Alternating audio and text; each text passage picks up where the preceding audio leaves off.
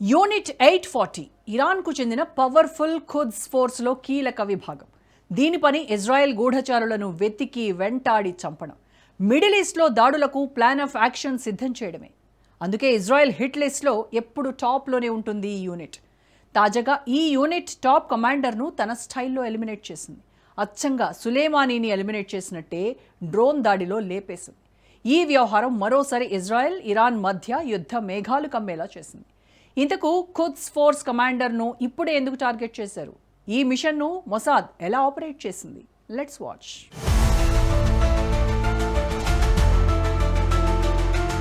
Israel మరో daring machine, Iran commander హత్య. Unit 840ని target చేసుకున్న ఇజ్రాయెల్ బలగాలు. ఏంటి యూనిట్ 840? ఇప్పుడే ఈ దాడి ఎందుకు చేశారు? Mossad, Israel top spy agency. ఈ సంస్థ ఓ మిషన్ ఎంచుకుంటే అది శత్రువు అంతంతోనే ముగుస్తుంది. హిట్ లిస్ట్ లో ఉన్న శత్రువు ఈ భూమి మీద ఎక్కడ దాక్కున్నా వెతికి వెంటాడి చంపడం మొసాద్ స్టైల్. విదేశీ గడ్డపై విష ప్రయోగాలు, బాంబు దాడులు, ఏజెంట్లను మోహరించి రహస్యాలు రాబట్టడంలో ఏ గూఢచార సంస్థ అయినా మొసాద్ తర్వాతే. హమాస్ పౌర సైనిక నేతల లక్ష్యంగా కొన్ని వందల ఆపరేషన్లు ఇజ్రాయెల్ నిర్వహించి ఉంటుందని అంచనా. ఎవరిని హతమార్చాలి అనేది రాజకీయ నాయకత్వంతో కలిసి సంస్థాగతంగా పెద్ద ప్రక్రియ ద్వారా ఇజ్రాయెల్ నిర్ణయిస్తుంది. మిషన్ కు రూపకల్పన జరిగిన తర్వాత ఆమోదం కోసం ప్రధాని వద్దకు వెళుతుంది. రక్షణ మంత్రి సహా ఒకరిద్దరితో కలిసి ప్రధాని ఓ నిర్ణయానికి వస్తారు. ఒక్కసారి ఆమోదం లభించాక తదుపరి పనిని మొసాద్ చేపడుతుంది. ఆపరేషన్ పూర్తయ్యాక నిఘా కమిటీలో అధిపతులకు సమాచారాన్ని చేరవేస్తుంది. ఆ తర్వాత ఇజ్రాయెల్ అధికారికంగా ఆపరేషన్ ను రివీల్ చేస్తుంది. రీసెంట్ గా అదే జరిగింది. ఇరాన్ టాప్ కమాండర్ ని అంతం చేసినట్టు టెల్ అవీవ్ సంచలన ప్రకటన చేసింది.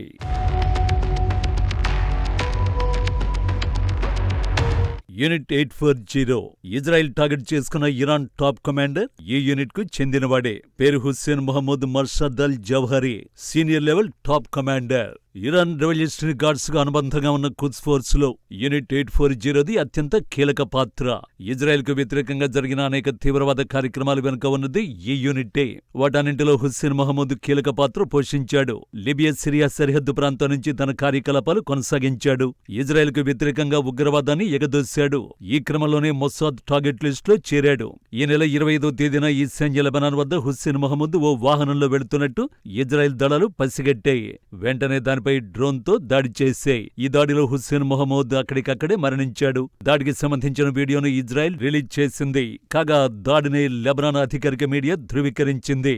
సిరియా సరిహద్దులో ఒక వాహనంపై జరిగిన దాడిలో 2 మరణించారని పేర్కొంది. అయితే చనిపోయిన వాళ్ల వివరాలు వెల్లడించలేదు.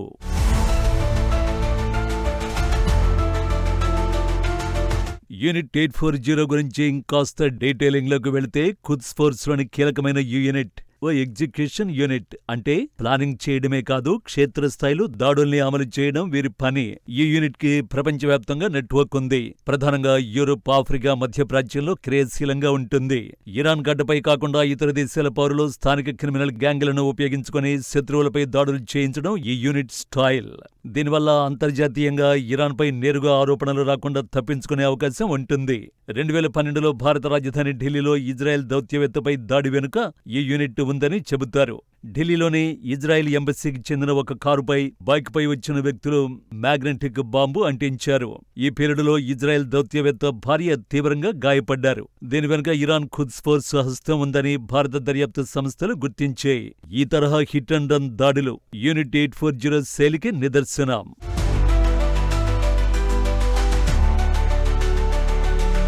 మరోవైపు ఇజ్రాయెల్ సైన్యం 2020లో సిరియా సరిహద్దులో ఐఈడీలను అమరుస్తున్న యూనిట్ 840 సభ్యులను గుర్తించి దాడులు చేసింది. గత 2 ఏళ్లలో సైప్రస్, గ్రీస్లలో ఇజ్రాయెల్ వ్యాపారవేత్తలపై దాడులు చేయడానికి ప్లాన్ చేసింది. అయితే ఆ దాడుల్ని స్థానిక నిఘా సంస్థలు అడ్డుకున్నాయి. దక్షిణ అమెరికాలోని యూనిట్ 840 తన నెట్వర్క్ ను విస్తరించింది. కొలంబియాలో ఉన్న అమెరికా దౌత్యవేత్తలు, మాజీ ఇజ్రాయెల్ అధికారుల్ని కిడ్నాప్ చేయడానికి, చంపడానికి ఈ యూనిట్ పథకం వేసింది. స్థానిక నేరస్తులకు భారీగా డబ్బు చెల్లించి ఈ పని అప్పగించినట్టు పలు నివేదికలు వెల్లడించాయి. యూనిట్ 840కు చెందిన సభ్యులు చాలా వరకు పాకిస్తాన్, అజర్బైజాన్ వంటి దేశాల క్రిమినల్స్ ఉంటారని గుర్తించారు. దాడులకు సంబంధించిన సమాచారం టెలిగ్రామ్ వంటి ఎన్క్రిప్టెడ్ యాప్స్ ద్వారా పంపిస్తారు. వివరంగా చెప్పాలంటే యూనిట్ 840 అనేది ఖుద్స్ ఫోర్స్ షాడో ఆపరేషన్స్ విభాగం అన్నమాట. హుస్సేన్ మహమూద్ మర్షద్ అల్ జవహరి వంటి కీలక కమాండర్ మరణం ఈ విభాగం కార్యకలాపాలకు పెద్ద దెబ్బ అని నిపుణులు భావిస్తున్నారు. అలా ఈ ఆపరేషన్తో మరోసారి మొసాద్ పేరు రీసౌండ్ ఇస్తోందన్నమాట.